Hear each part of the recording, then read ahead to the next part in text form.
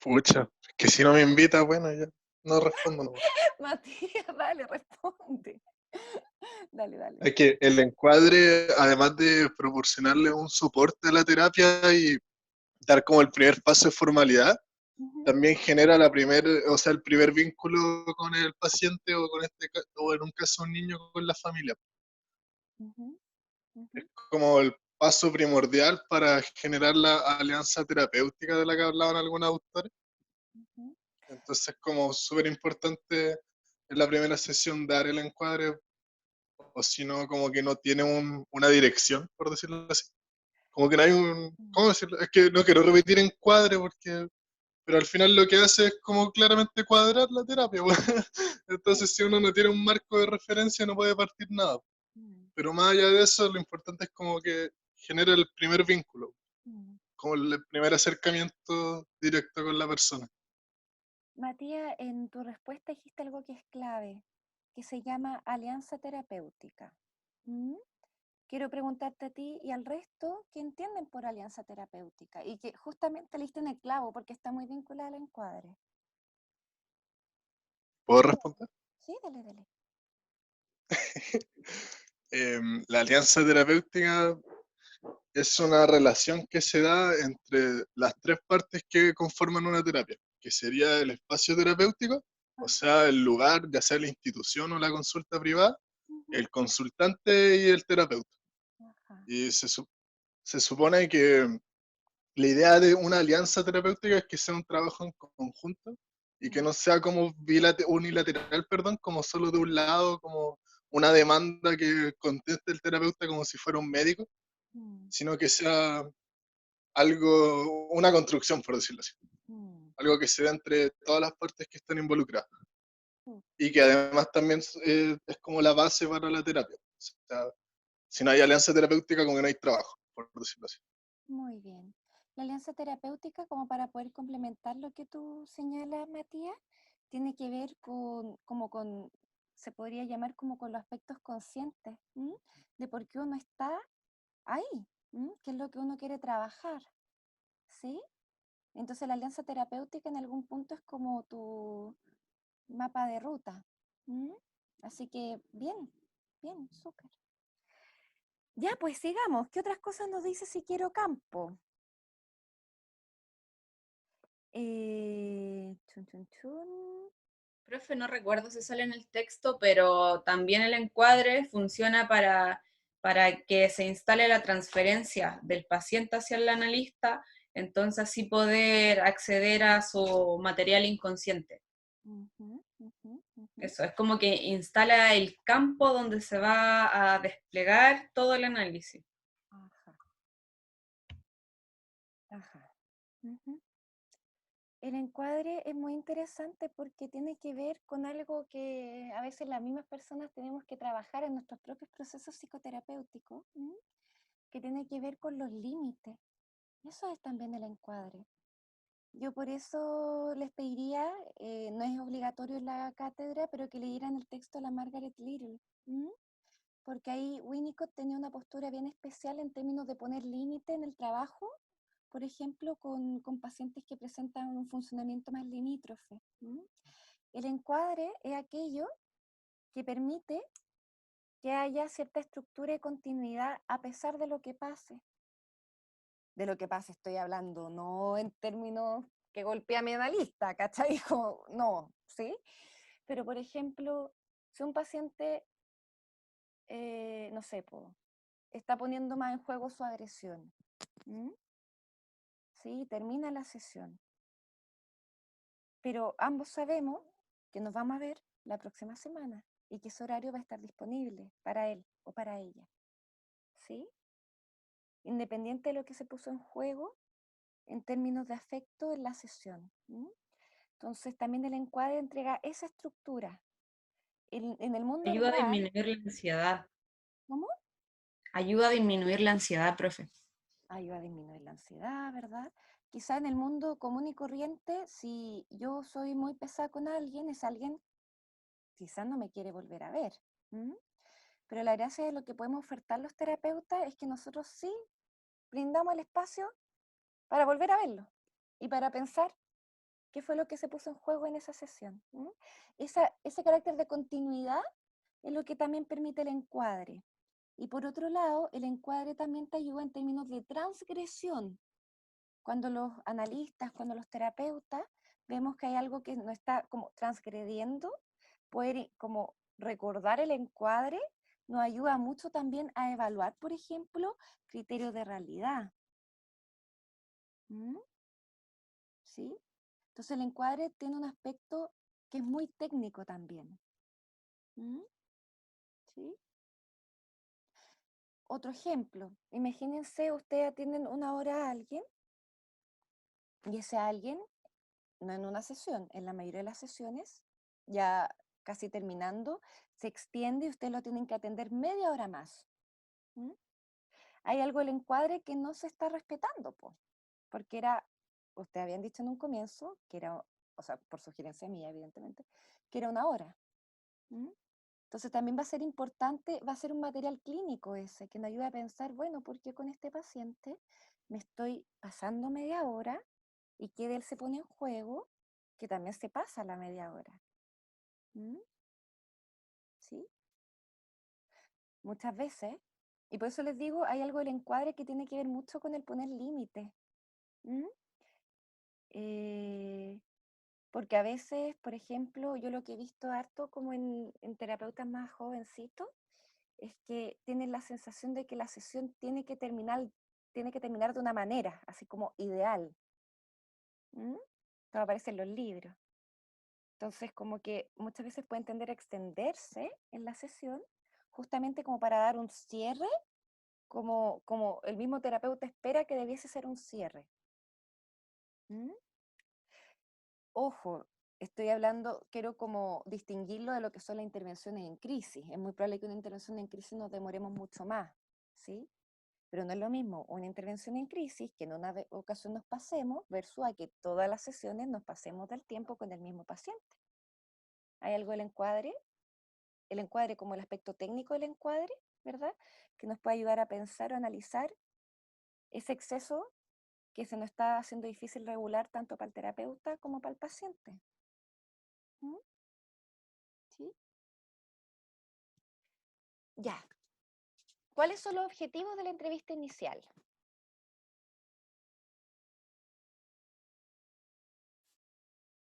Paloma, ¿está por ahí?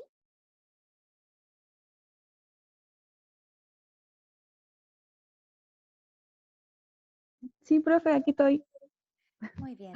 Paloma, ¿cuáles son los objetivos de la entrevista inicial? ¿Qué nos dice el texto? Salía como, disculpe, ¿se hace eco cuando hablo? Sí, se escucha. Ah, ya. Es que tengo el computador prendido. Salía como percibir al paciente como tal como se muestra en la primera entrevista Ujú. y después corroborar eso en las siguientes sesiones para ver si algo cambia de esa imagen. Sabía también que era importante como también corroborar ese primer contacto que está por teléfono para Ajá. ver si esa imagen que el paciente, la persona que se llama, muestra, se mantiene en las sesiones, Ujú. eh, atender a las verbalizaciones que tenían que ver con el insight, como el situar, o sea, cómo el paciente sitúa lo pasado y lo futuro, pero siempre volviendo al presente, al aquí y el ahora. Ujú. Lenguaje verbal y no verbal, planificar la batería de test y todo. Ajá. Planificar la batería de test. Ahí, Paloma, te voy a interrumpir y voy a compartir un caso. ¿Sí? Este fue un caso mío en el hospital. Justamente a propósito de, de cuando en la institución nos solicitan aplicar un test y nosotros evaluamos que quizás no es el test más pertinente, porque al fin y al cabo nosotros somos los que elegimos qué test vamos a evaluar, o sea, vamos a aplicar. ¿Mm? Entonces, Paloma, le voy a pedir si me puede leer, aquí le voy a compartir.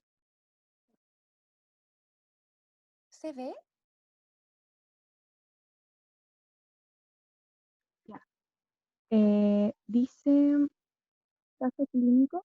Ujú. Leo el caso. Sí, ¿Se escucha? se escucha, sí. Ya. Caso clínico, Catalina, 22 años, derivada por sintomatología psicótica secundaria a cuadro depresivo. Dice el eje psiquiatra. No me Se equivoqué. solicitó a la tratante realizar una evaluación psicométrica, VAIS-4, de la paciente debido a que presentó diagnóstico de TDA en la infancia y que estuvo en PIDE durante la etapa escolar, ambos antecedentes poco precisados. Y además, el psiquiatra considera que está enlentecida y el paciente presenta quejas cognitivas, concentración y memoria. En las primeras entrevistas, la paciente utiliza significantes tales como tonta, fracasada, para definirse a sí misma. Lo anterior vinculado a una historia familiar en donde ambos padres son considerados por el resto de la familia como fracasados y en donde la experiencia de la paciente es constantemente articulada desde este lugar. Se utilizaron pruebas gráficas en donde aparecían indicadores de inseguridad y desvalorización de sí misma. La aplicación de estos tests tipo screening permitieron apoyar la impresión diagnóstica que tenía hasta ese momento, puesto que en las sesiones me pareció que Catalina presentaba alta capacidad de insight, poder mirarse a sí misma y riqueza en los contenidos y asociaciones, entre otros recursos. Catalina tendía a enlentecerse con el psiquiatra por factores vinculados al lugar de la autoridad que ésta representaba, aspectos transferenciales. Me opuse tajantemente a la aplicación del VAIS-4, apelando a que esta intervención podría reafirmar su sensación de tonta o fracasada, aunque de forma retrospectiva también podría haber sido una manera de mostrar las capacidades cognitivas que presentaba la paciente. También me opuse porque su motivo de consulta y su padecer no estaban, a mi parecer, vinculados al área cognitiva, sino más bien cómo lo cognitivo ha influido en la modalidad vincular de la paciente respecto a otros significados. Muchas gracias, Paloma. A esto me refiero con, o sea, o apoyando la idea que citaba Paloma del texto, de que la gracia de la primera entrevista es que uno escoge la batería de test. Y a mí me pasó con esta paciente en particular que no me pareció pertinente la aplicación. Igual yo me pregunto, como de forma retrospectiva, quizás no hubiera sido malo aplicarlo, justamente para mostrar que al menos de la capacidad de abstracción, la capacidad de asociación, me da la impresión de que ella contaba con recursos cognitivos importantes. Pero eso es re importante y esa es la oportunidad que ustedes van a tener cuando vean pacientes en el CAP, que van a poder ustedes elegir el test que les van a aplicar. Y la idea es que ustedes puedan argumentar por qué van a aplicar ese test y no otro. ¿Sí? ¿Tienen alguna duda sobre el caso?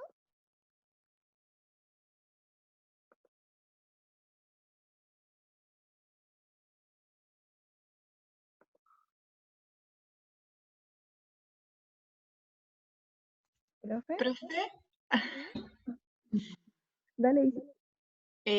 ¿finalmente le aplicó algún test? Sí, pues, test gráfico. ¿Qué?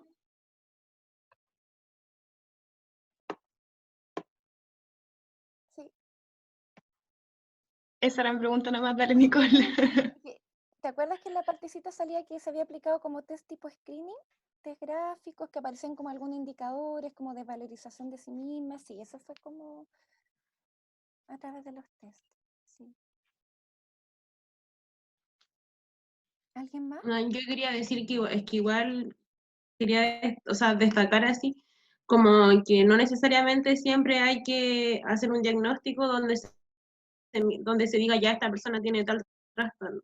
Creo que nosotros, bueno, lo único donde hemos tenido tanto como psicópatas y donde era más nos hacían diagnóstico, como que nos acostumbramos un poco como a emitir un trastorno del DSM. Y no necesariamente cuando hagamos un diagnóstico vamos a tener que encajar a la persona en un trastorno, sino a veces son como más conflictivas que van por el lado afectivo que no necesariamente implican una patología. Exacto. Nicole, en ese sentido, ¿por qué crees que es importante que conozcamos los trastornos?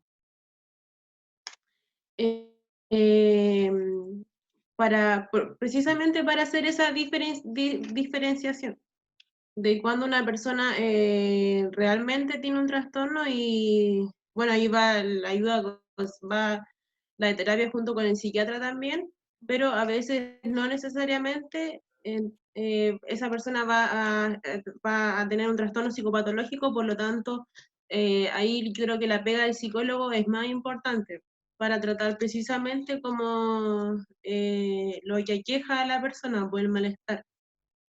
Justamente, estoy de acuerdo con la Nicole, la idea de que sepamos tener algunas nociones respecto al diagnóstico psiquiátrico es para que podamos diferenciar cuando requerimos del apoyo del psiquiatra.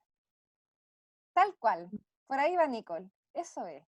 Más que nosotros, oh, bueno, este es un trastorno, o sea, que bueno, a ver, se les pide, se les va a pedir psicodiagnóstico, si no, disculpen si les di la impresión errónea, se les va a pedir igual. En caso que no exista, no lo consignan, ¿sí? Pero el hecho de que ustedes lo consignen implica que, por ejemplo, hagan una posterior derivación a un psiquiatra y trabajen como en forma conjunta. ¿Mm? ¿Sí? ¿Sí? Pero como ustedes saben, no necesariamente todos los pacientes requieren intervención psicofarmacológica. ¿Mm? ¿Sí? Ya pues, entonces, habiendo dejado eso, lo último del texto que les voy a pedir que conversemos tiene que ver con el motivo de consulta. ¿Se acuerdan que también está dentro de los objetivos de la primera entrevista?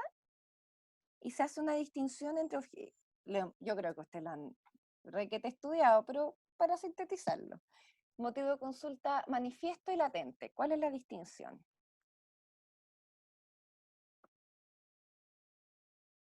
¿Puedo responder? Vamos, Matías. El motivo de consulta manifiesto es aquel con el que llega la persona, que dice literalmente, y el motivo latente es aquel que se da a ver o que se elabora durante la terapia. Ajá, muy bien.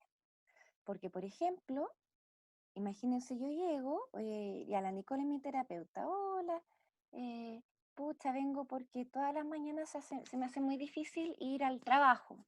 Me angustio, tengo sensación de opresión en el pecho, siento taquicardia, me cuesta levantarme. Mi motivo de consulta manifiesto. Y después de un par de sesiones, Nicole se da cuenta que quizás no es el trabajo lo que me tiene así angustiada, quizás, qué sé yo, es la relación con mi cónyuge, ¿sí?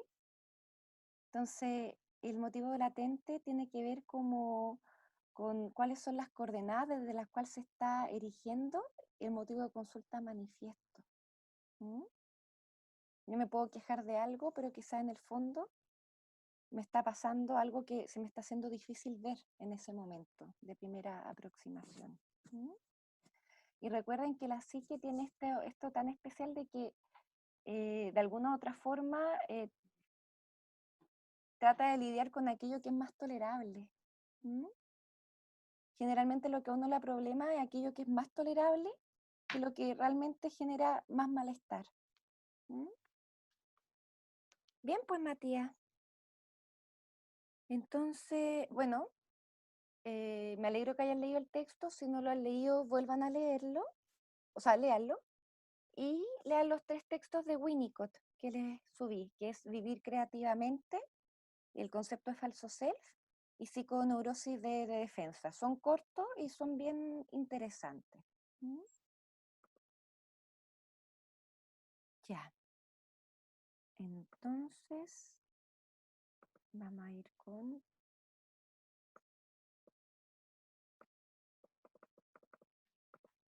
psicodiagnóstico infanto-juvenil. ¿Mm? Bueno, primero recordar que hay algunas particularidades cuando realizamos evaluación en los infantos, ¿sí? Primero que todo, estamos ante la presencia de sujetos que están en construcción, ¿sí? En desarrollo. ¿Mm? Por ende, el diagnóstico va a tener un carácter provisorio, ¿sí? Y cuando digo diagnóstico, este diagnóstico de carácter provisorio, ¿verdad? Por un lado, el diagnóstico que hagamos más desde el área de nosotros, de la psicología, pero también el diagnóstico psiquiátrico. ¿Mm? Si bien hay algunos diagnósticos que son muy propios del área infanto-juvenil, tales como, ese tales como es para ustedes,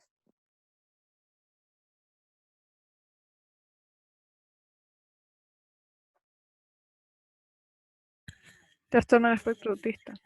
trastorno del espectro autista, ¿qué más?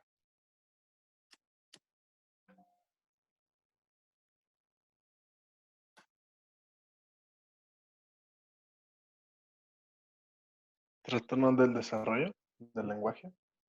Los trastornos del lenguaje, muy bien. Muy bien. El trastorno de ansiedad por separación, ¿verdad? Y también hay diagnósticos que no van a consignarse en la infancia y la adolescencia, tales como,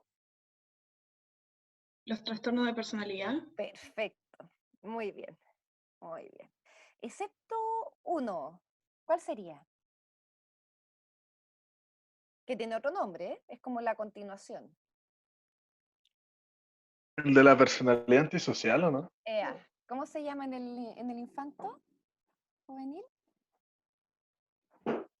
Mm, Antisocialito. Antes. Disocial. Ah, estuve cerca. Disocial, muy bien. Uno no puede diagnosticar trastorno de personalidad antes de los 18 años, justamente porque está la noción de que el sujeto se está construyendo aún, de que aún está en desarrollo. ¿Mm? Y también pasa mucho, yo les he comentado, creo que el año pasado, me pasa mucho también que los trastornos de personalidad limítrofe en particular, si uno profundiza, terminan siendo trastornos de estrés postraumático, por ejemplo. ¿Mm? O muchas veces el funcionamiento limítrofe puede ser muy adaptativo frente a un ambiente humano que es muy limítrofe también. ¿Mm? A mí me ha pasado harto en el hospital, por ejemplo, que llegan pacientes con diagnóstico de trastorno limítrofe de la personalidad y tú, bueno, una de las gracias del hospital de día es que tú los sacas como de su contexto cotidiano, pues, y no ves, y tú lo ves de formas diaria, por semana, y ahí es muy interesante, y por eso Winnicott yo creo que ayuda bastante a comprender el tema de lo limítrofe, porque muchas veces los pacientes tienden a tener manifestaciones conductuales o sintomáticas en la línea de lo limítrofe, pero porque hay un ambiente humano que es bastante limítrofe también, po. ¿Mm? Que es muy ambivalente, que es de mucha expresividad emocional, que puede tener momentos como de mucho amor intenso y simbiosis y otros momentos, pero de desgarradores. ¿Mm? Entonces, bueno, no me voy a ir por allá, voy a volver un poquito. Como todavía no son adultos, son dependientes de los padres y los cuidadores, también tenemos que hacerlos parte del proceso de evaluación. Y esta es una de las particularidades, porque cuando vemos adultos, la alianza es con el adulto, ¿sí? Pero cuando vemos un niño o un adolescente, también tenemos que hacer alianza con los padres, porque son los padres los que, por ejemplo, en el caso de los niños, son los que trasladan al niño a la consulta hacia ustedes, son los que pagan, por ejemplo, los honorarios, ¿sí? Entonces, no es muy buena, esto es muy de sentido común, como que no es muy buena alternativa no aliarse con los padres tampoco, ¿sí? Como que hay que considerarlos. ¿Mm? Para que pueda tener cierta continuidad el tratamiento con el niño y con la niña. Lo que no quiere decir que nos vamos a alianzar 100% con los padres, no, ¿verdad? Pero es importante incorporarlo, es importante escuchar a los padres también y que ellos también le puedan encontrar sentido al por qué el niño o la niña está viniendo a tratamiento con nosotros. ¿Mm? Entonces, por lo tanto, nos vamos a encontrar en un contexto familiar donde hay transmisión de historias, donde hay secretos, donde hay mitos familiares y donde hay silencios, ¿sí? Ahí todas las que están en el área más sistémica nos pueden ir complementando. Con relación a esto les voy a poner un caso clínico, ¿vale? Les voy a dejar de compartir esto. A propósito de los secretos. Y les voy a poner este caso de acá.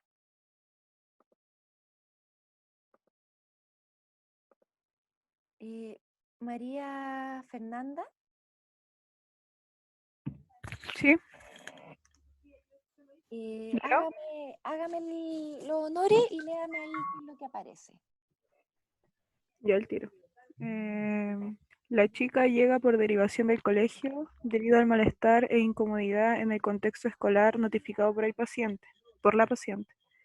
A partir de bullying ejercido hacia ella, por este motivo, la paciente plantea que no puede concentrarse en clases y lograr un buen desempeño, además de haber comenzado a sufrir crisis de pánico casi a diario hace 6 meses, por lo que desea cambiarse de colegio y normalizar su situación. Muy bien. De esta manera, el colegio solicita un proceso psicodiagnóstico para aclarar la situación y realizar una intervención adecuada en el caso. Ujú. En el proceso de psicodiagnóstico que se ha llevado a cabo en el CAP, se develó un conflicto familiar de alta complejidad asociada a una situación de abuso sexual hacia la hermana mayor de la paciente por parte de la actualmente expareja de la madre. Esto ocurre hace 3 años y ha sido tratado como un secreto por los miembros del sistema para evitar conflictos asociados a la custodia de las jóvenes. Esta situación se complejiza debido a que quien ejerció este abuso vuelve a vivir con la familia hace 7 meses, percibiéndose el hogar como un contexto peligroso para las menores. Ajá. Ya. María Fernanda, ¿cuál era el motivo de consulta manifiesto en este caso? El bullying, Ajá. ¿Y cuál es el latente? lo violento que puede ser para la paciente que el abusador de su hermana vuelva a vivir con ellas en su casa. Ajá, muy bien, muy bien.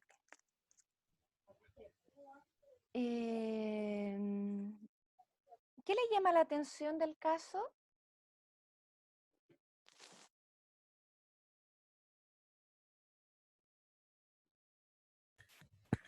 La lógica del secreto que hay en la familia. La lógica, el secreto que hay en la familia. Ujú, ujú. Miren, ¿cuándo comenzó con crisis de pánico? ¿Hace cuánto? Justo un mes después de que volviera.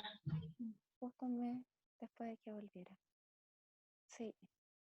Por eso es muy importante cuando estamos haciendo evaluación, un proceso de evaluación psicodiagnóstica, poder pesquisar todos los hitos para ver cómo se van concatenando, ¿verdad? En el cuadro sintomatológico actual. ¿Mm? ¿Sí? Los que han estado en sistémica, ¿qué pasa? ¿Cuál es la función del secreto? Cuéntenme. O lo que no también. Dígame. Mantener la homeostasis familiar, como el Perfecto. equilibrio. Mantener la homeostasis familiar. Ajá. Tal cual. Tal cual. ¿Y sobre quién recae la responsabilidad de esta homeostasis? El paciente índice, en este caso la niña. Mm, sí, sí. ¿Cuál es la Pero complejidad? ¿Sí? Disculpen. que yo creo que no cae en la paciente índice, sino en la hermana, porque si ella develara el secreto, la homeostasis ya se rompería. Pero también es la paciente índice. Pero la paciente índice no se supone que no sabía, o le están diciendo que es un secreto que ella también debe mantener. No, ella sabía. Mm. Ella sabía. Los vio. Los vio. Sí, me falta explicitar eso en el caso. Ella lo sabía. Y justamente, como la mamá no quería perder la custodia de las hijas se silenciaron. ¿Mm? Para poder estar con la mamá. Sí.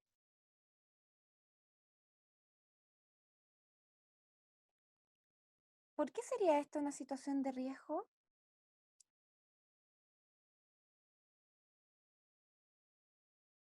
Porque pueden volver a ocurrir abusos. Porque puede volver a ocurrir un abuso. Exactamente. Profe, Dígame. Se escucha, perdón, soy la Paloma, es que en un intento de no fusión prendí mi celu, pero al hablar se hace eco, entonces voy a hablar por aquí por el Zoom de Matías que está conmigo. Ah, ya, ok. Perdón. No se preocupe. Lo que pasa es que hoy me perdí al explicar eso. El tema del... ¡Uy, se me fue la idea! Perdón, perdón, No te perdón, la ayudo, voy no a te retomar. preocupes. Estamos hablando del secreto, estamos hablando de por qué sería una situación de riesgo. Ah, ahí sí. Yo pienso que igual podría ser riesgoso porque al estar la chica ya con crisis de pánico, igual podría instaurarse en ella algún tipo de idea dañina o de hacerse daño. Ajá. Puede ser, no sé si estoy suponiendo mucho, pero si ya está con crisis de pánico y la situación parece como no tener un cambio, más encima con bullying, igual ella podría proceder a, no sé, quizás como autoagredirse o situaciones más riesgosas para ella. Claro, ahí tenemos que explorar ese tipo de conductas, ¿verdad? Oigan, una pregunta. Si bien la paciente índice no tuvo abuso sexual por parte del padrastro, ¿es víctima? Sí, Bien. Sí, ¿Por qué? víctima, ¿cómo se llama? Víctima secundaria, creo que se llama. O indirecta. Mm. Exacto, tal cual. Muy bien. Sigamos pues. Eh, ahí. También cuando hablamos de familia, es muy importante considerar eh, la historia familiar, el entramado y el lugar que ocupa nuestro paciente en este entramado familiar, ¿verdad? Hay un dicho que se ocupa harto en psiquiatría, que es que, por ejemplo, cuando un paciente tiene un delirio y dice que es Jesús, se dice que es mejor ser Jesús que ser, por ejemplo, el hijo excluido de la familia, ¿sí? O el hijo cacho de la familia. Ahí interesante, y bueno, de hecho Freud tiene un texto muy bonito, que se los puedo subir también, que se llama diferencia, eso, de hecho, eso se los debería subir, diferencia entre neurosis y psicosis.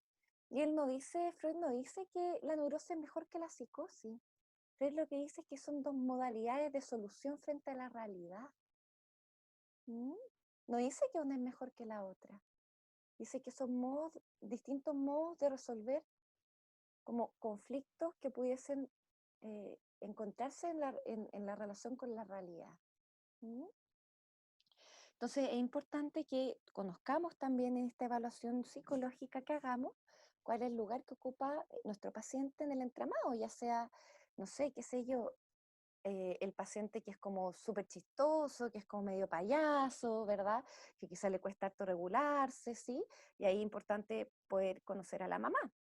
Hay un texto que es muy interesante, Winnicott, en ese sentido, que es como la reparación, como niños que tienen ciertas conductas más como hiperactivas, ¿sí? Frente a madres que son más depresivas. Con madres que están muy deprimidas, entonces los niños tienden como a ser casi como muy vitales y moverse mucho, es como que desafían un poquito como la pasividad que pudiese tener esta mamá que está pasando como un cuadro más depresivo. Entonces igual es interesante ahí como poder ver qué tanto de las manifestaciones conductuales, sintomáticas van respondiendo al ambiente humano, al vínculo con la madre, al vínculo con el padre, ¿sí? Y bueno, algo que nos enseña la sistémica es como cuál es la función que tiene el síntoma del niño, ¿verdad? A nivel familiar.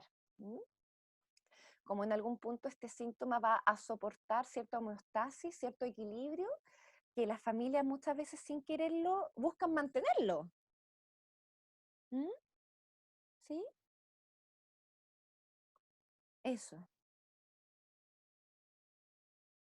El tema de la transmisión de la historia es como re interesante respecto como a los lugares de identificación que hay a nivel familiar, ¿sí? Así como, ay, mira, tú te pareces a tu tía abuela, ella que murió sola, ¿sí? No sé, es como, esas también son como insignias de significantes que pueden repercutir en el modo en que la persona se piensa a sí misma. el silencio vinculado a aquello de lo no dicho, ¿sí? Distinguiendo lo que es el secreto del silencio.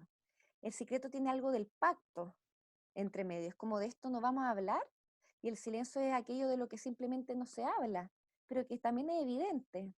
Y muchas veces el espacio de la psicoterapia oferta la posibilidad de poder hablar de aquello que difícilmente se pueda hablar en general.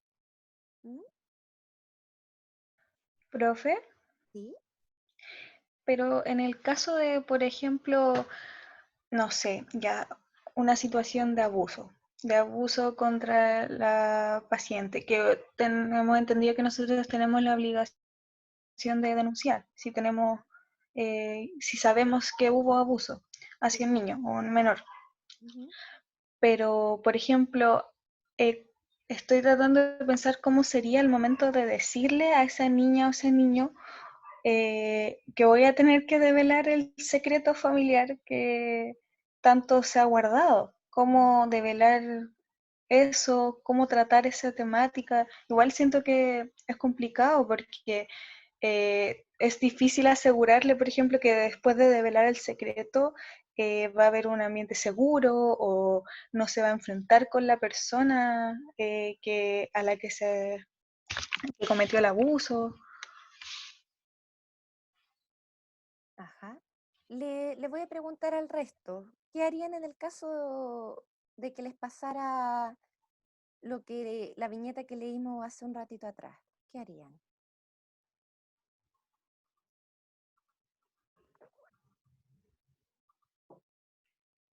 ¿Cómo procederían?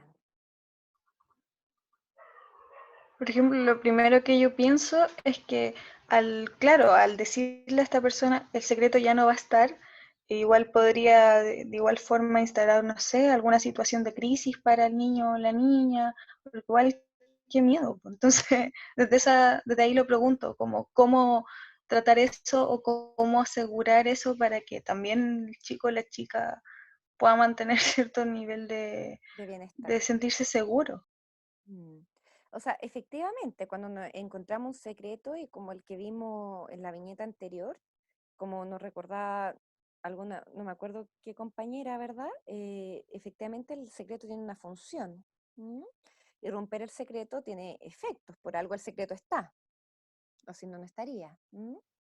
¿Qué harían ustedes? Les devuelvo la pregunta, porque esto lo resolvió la estudiante. No les digo que lo resolvió de la noche a la mañana, ¿ah? No, no les quiero transmitir eso así como, ay, a ver, resuélvanlo en 5 minutos, sino como, eh, ¿qué creen que sería pertinente hacer en el caso que les comenté al comienzo?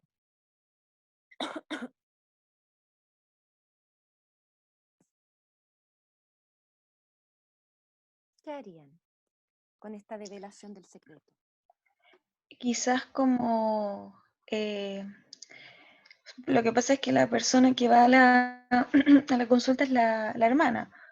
Claro. Entonces, quizás en una primera instancia sería bueno recomendarle que hablara con la hermana que fue finalmente la víctima directa del abuso sobre qué piensa ella de, no sé, de develar este secreto, de no sé, hacer ver que este tipo lo que hizo, quizás tener una conversación con ella, puede ser, Mire, y entre las dos primero, quizás formar una alianza.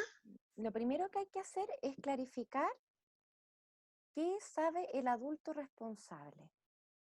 Esa es la primera patita, ¿sí?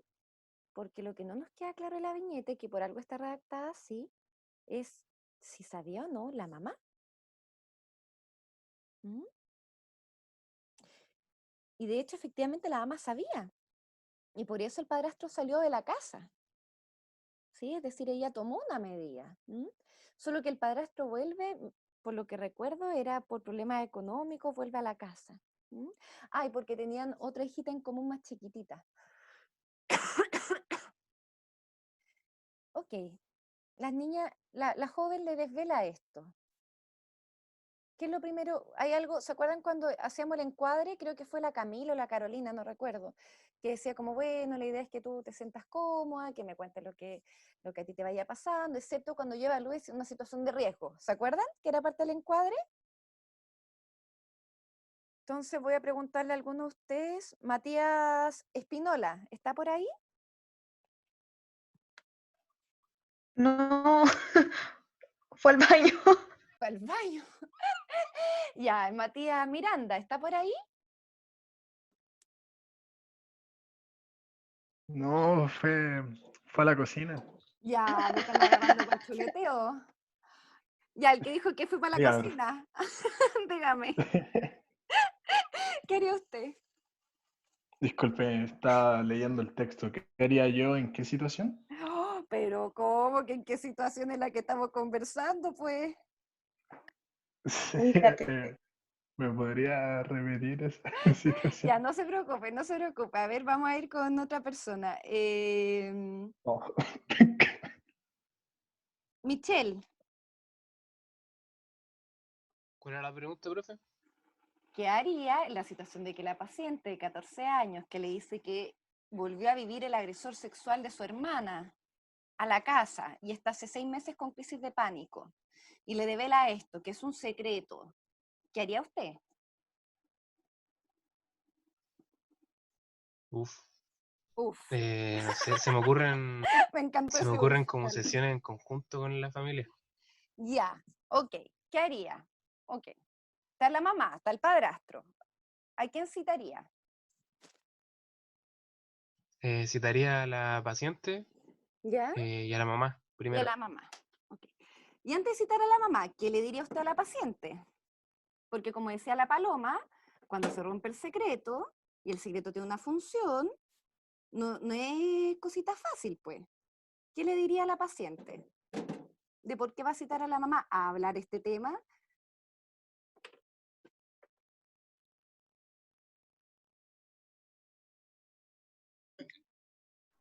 Profe, ¿Mm? ya que, o sea, primero yo le explicaría a la paciente que tenemos que hablar con la mamá esto porque creo que la primera medida que habría que tomar sería hablar con la mamá para que el abusador dejara el hogar, porque no se puede permitir que él viva en el mismo espacio de las niñas. Exacto. Bien, bien, Nicole. Ahí. Bien, bien. ¿Le dirías tú eso a la joven? Sí. Ajá, muy Y bien. luego citaría a la mamá, obvio. Ajá, ajá. Sí. De hecho, Nicole, yo rescato harto el modo en que tú lo planteas, porque aquí es donde tenemos que ser directivos. ¿Sí? Justamente cuando estamos frente a situaciones de riesgo, esta escucha parejamente flotante, que es tan propia de nosotros los psicólogos, es algo que aquí hay que tomar postura y me gusta mucho el tono en que lo dice muy claro. Así se habla en este tipo de situaciones. ¿Sí? ¿Mm? Entonces, ya, yo les voy a ir contando el caso real, po. Justamente la compañera lo hizo de esa manera y la paciente se resiste. Se resiste y dice que le da miedo, que le preocupa la reacción de la mamá, que no quiere dejar de vivir con ella, quiere seguir viviendo con su mamá, no quiere vivir con el papá, dice que lo quiere mucho y todo, pero que prefiere estar con su mamá. ¿Cómo abordamos eso? Profe, Dígame. pero en ese caso, si la decisión, claro, pasa por la mamá, quizás también sea adecuado tener una sesión con la mamá en particular y solo con ella y hablar Claro, del tema. sí, pero ahora estamos imaginándonos como el momento cero, cuando la paciente nos cuente cómo estamos abordando esto con la paciente para citar a la mamá, ¿verdad? Entonces, como les contaba, la paciente efectivamente manifestó el temor de hablar con la mamá porque tenía la fantasía de que si lo hablaba con ella, iba a dejar de vivir con ella, iba a vivir con el papá. Es decir, la niña ya tenía ciertas nociones de la gravedad de la situación. ¿Sí? Y decía que por eso no lo quería hablar, porque quería seguir viviendo con la mamá. ¿Qué le responderían ustedes? Profe, igual ahí como que me nace una duda porque el, uno puede decirle no sé si uno puede decirle a la paciente que eso no va a pasar por el hecho de que no le van a dar la tuición al padrastro, o sea, al padre, al padre. Pero también me nace la duda de que si la mamá, al saber lo que está pasando, igual termina siendo como cómplice. Entonces me surge la duda. Ya, primero que Yo, todo, Matías, los psicólogos no podemos nunca decir si algo va a pasar o no va a pasar, Ya, ¿sí? Porque nos estaríamos comprometiendo, o en la vida en general, no solamente como psicólogo. No sé, no es muy bueno como decir, onda, te prometo que esto no va a ser así. No. ¿Mm? No, pues, no podemos hacernos cargo de un futuro incierto. ¿Eh? ¿Qué podríamos decir al respecto? Nicole, vi yo, que levantó su manito virtual. No, se me quedó arriba de delante. Ah, Ahora ya, la bajé. ok. ¿Alguien más? yo creo que hay que ser sincero con la situación, o sincera, y explicarle que la responsabilidad de hablar con la madre no recae solamente en ella, que ahí va a estar uno para explicarle y decirle también que es una situación de riesgo para ella y para la hermana y y recordarle en encuadre diciendo que, que uno tiene la responsabilidad de velar esta situación y que o sea, que se prefiere que lo haga la madre, pero uno también podría hacerlo. Y en ese caso explicarle que si bien el contexto no puede ser favorable como completamente en un inicio, hacer una denuncia también activa una serie de recursos Claro, claro, que están a protección de la familia. exacto. Yo ahí lo que Sí, rescato es decir, dígame, diga Nicole. no, profe, es que en base como a lo que dijo la Isi, claro, en este caso uno igual se vería como en la obligación de hacer una denuncia formal, ¿o no? No necesariamente, porque nos falta la mamá. Acuérdense que la denuncia va a ser como, la denuncia, mi sugerencia, es cuando vemos una situación actual de mucha vulnerabilidad y de gran gravedad, ¿bien? ¿Sí? O cuando los familiares no están como acusando recibo de lo grave que fue la situación actual o en el pasado. Entonces yo creo que ante la denuncia es importante citar a la mamá y conocer qué es lo que piensa ella. ¿M? Y yo lo que rescato de lo que dice la Isidora es que efectivamente, primero, uno puede como situar la fantasía de la paciente, decirle, oye, pero bueno, esto no debiese terminar necesariamente con que tú vivas sin tu mamá. Pueden haber otros modos de resolución previos, ¿sí? Y ahí no le estamos prometiendo el cielo y la tierra, le estamos diciendo que ese es un escenario, pero hay otros escenarios posibles en la medida en que esto pueda ser conversado, que pueda, ¿sí? Y en consecución de que tanto ella como su hermana puedan estar tranquilas en el hogar. ¿Mm? Porque aquí hay algo que nos falta en la viñeta también, que es la hermana.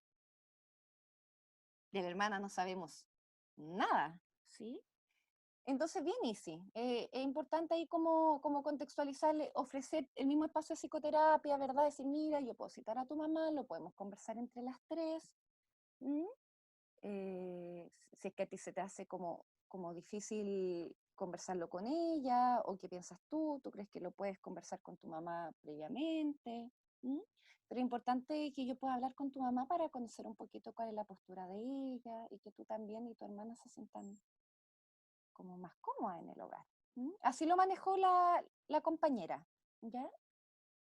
Después, cuando llegó la mamá, ahí le pedimos ayuda a la directora del CAP, que la Úrsula, pucha, es seca, tiene ya muchos años de training en el cuerpo, ¿sí? Y la verdad es que la mamá estaba al tanto de la situación, pero claro, estaba con sentimientos bien encontrados porque su expareja, el papá de su hijita menor, ¿verdad? La expareja le admitió a la mamá que fue como que fue erróneo lo que había hecho, que no iba a volver a hacerlo. Pero lo que no sabía la mamá era que a su hija, que la paciente índice, la afectaba. Y le afectaba al punto de que por ahí se pueden explicar todas las manifestaciones conductuales y sintomáticas. ¿Sí? Y ahí, estimados y estimadas, lo bueno y lo bonito de trabajar en una institución es que hay protocolos institucionales, ¿ya? Entonces, en ese sentido, si es que les toca un caso así, no estarían solos, el CAP de los H tiene sus protocolos, Úrsula tiene bastantes como contactos con redes y programas del Sename, ¿sí? Cuando me refiero a Sename, por favor no piensen en los centros residenciales, ¿ya? No es como para poner a estas niñas en Galvarino, ¿sí?